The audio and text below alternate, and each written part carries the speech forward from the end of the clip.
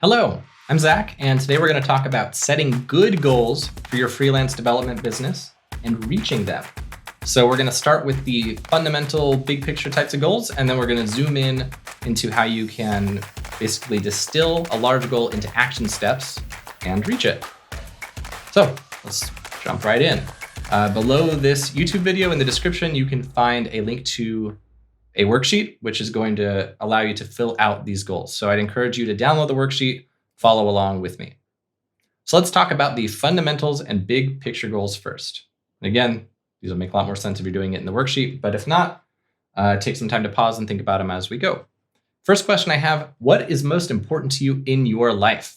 What are the core things that comprise a dream lifestyle for you?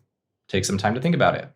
A lot of people who are wanting to switch from working at a dev job to freelance are prioritizing freedom broadly. But I would challenge you to be specific. Is it location freedom? Do you want to be able to work anywhere in the world, be a digital nomad kind of thing? Is it time freedom? Work at 3 a.m. if you want, whatever. Is it spending time with your family, not working so much? That sort of thing.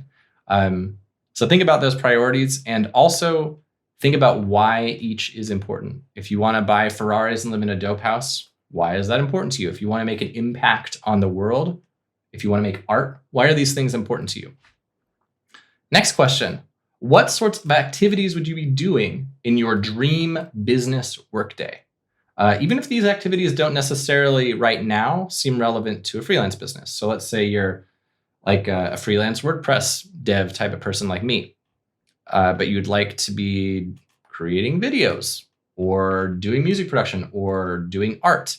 These things are worth putting down because it will influence the trajectory of your business, whether it means that you will find ways to work your art into your business or that you will find ways to create enough free time with your business that you can spend a few hours a day making art, because both are options. So yeah, have a think about what your ideal dream workday looks like. Next question, what drew you to becoming a freelancer in the first place? Why do you want to be a freelancer? Take a minute, think about that, write them all down. It's going to probably be pretty similar to question number 1. When you imagine yourself working in your dream business or your dream work situation, are you alone or are you a part of a team? This one's very important and it's going to influence some of our more action-oriented questions.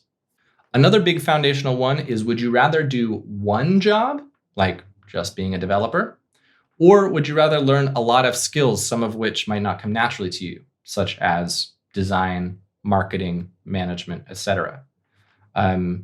This one's going to be very big for determining your direction, because if you only want to be a developer, you're probably going to be better off working as like a contractor with a big team than trying to grow your own business. But if you're open to the idea of pushing yourself out of the comfort zone and picking up some of these new skills, maybe you'll be better suited towards running a more scaled agency sort of thing, or being a solo freelancer. So go through those. I encourage you to pause and answer the questions. Don't just watch through the video, it won't be as beneficial. Or at least make a note of the ones you want to answer later. And the last note I want to make before we move on to the actionable ones is these goals, or the answers to these goals, are going to change over time, and that's okay. I used to be really, really financially motivated, like most Americans probably. And then I reached some of my financial goals, was equally unhappy, and kind of had to figure out what I even wanted in life after learning that those people who say that money isn't going to change your life were right. But when you're broke and you can't afford your bills, it's pretty nice to be able to afford your bills. So having different phases of your goals, I think, is totally normal and makes sense. I envision these big picture ones as the sorts of things that you might revisit every year or every couple years. So let's now talk about the actionable goals. And these goals basically build on the kind of bigger picture stuff we did a second ago. So with all of the above in mind, what sorts of clients do you think you'd want to target in terms of like niche, business size, etc.? This one might be hard to answer if you haven't been thinking about it, but if you're struggling, you could just imagine, like, let's say you're working with a big client like HP, and you have like one account manager at that company who you talk to, and they send you these tasks, and you're just impacting some small part of a big business, versus the pizza shop down the street. Which one's going to be more enjoyable? What niches would you feel really happy serving? If you have a client who's a pizza shop, how would you feel about that versus a client who's a, I don't know, blogger versus a client who's a financial advisor versus blah, blah, blah? Are there any niches that you feel really aligned with that you want to be serving? Next one, does it make more sense for you to try to grow your own business or to try to find a contractor dev role in a big company? I have a friend who's a developer who makes way more than me, and he's been a contractor for about as long as I've been like this freelance business owner kind of thing. But the difference is that he's really, really good at his like dev code languages. And so these big like AI companies might hire him as a contractor for like a 1 or 2 or whatever year contract to come in, solve the code problem, and that's it. So he gets to focus on just being a developer, and he's working within like a bigger team. Whereas for me, it's more of like a typical business where I'm having to be finding new clients all the time and stuff like that. So the answer to your earlier question of whether you want to learn a bunch of different skills versus just get good at your one skill, that is going to drive this one, in my opinion. That's probably the biggest thing that should drive this answer. Next question is, where do you land on the spectrum of running a lifestyle business versus running like a scaled agency? I have been through a lot of phases with my business where I've tried to scale the agency, other phases where I've just been a freelancer, and where I landed that's right for me, based on my own values, answers to those earlier goal questions, are I'd rather be a freelancer working at my business like 10, 15 hours a week and having a bunch of time available for things like music production, creating YouTube videos like these, working on SaaS products, etc. So ask yourself, where do you want to be on that lifestyle business versus scale business perspective? Do you care more about freedom? Do you care more about money? And why?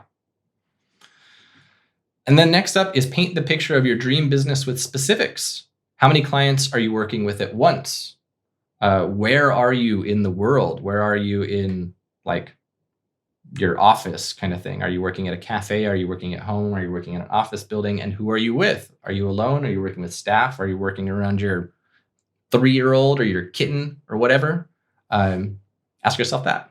And so when you think about that dream business and you're thinking about the sorts of clients you're working with, how big they are, how many you're working with at once, how much you're earning, that sort of thing, ask yourself, what skills stick out to you as something you'd need to learn to get from where you are now to there?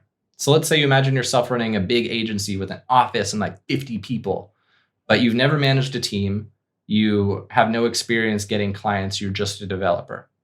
What skills do you think are going to be pivotal for you to learn between here and there? Write them out. And then once you've done that, next question is, which of those skills should you prioritize first?